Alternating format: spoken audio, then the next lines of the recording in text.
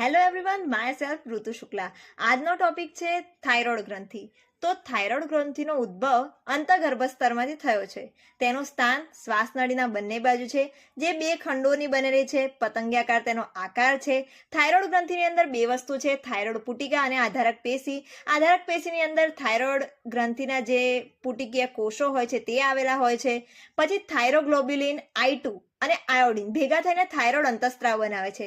Thyroid અંતઃસ્ત્રાવ બે પ્રકારના છે, T3 અને T4. T3 ને કહેવામાં આવે છે ટ્રાય આયોડોથાઇરોનિન અને T4 ને કહેવામાં આવે છે થાઇરોક્સિન અથવા ટેટ્રા આયોડોથાઇરોનિન કહેવામાં આવે છે.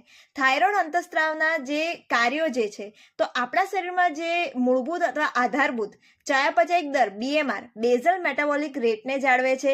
પછી એડ્રિનલ મજ્જકને ઉત્તેજી એડ્રિનાલિન અને નોર એડ્રિનાલિનના સ્ત્રાવને ઉત્તેજે છે. હૃદયના ધબકારા વધારે છે.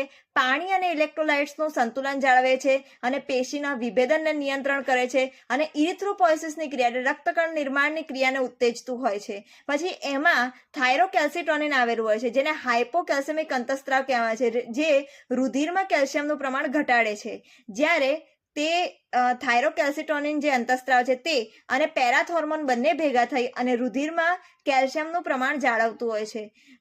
મારી ચેનલને લાઇક, શેર અને સબસ્ક્રાઇબ કરવાનું ભૂલતા નહીં. Thank you.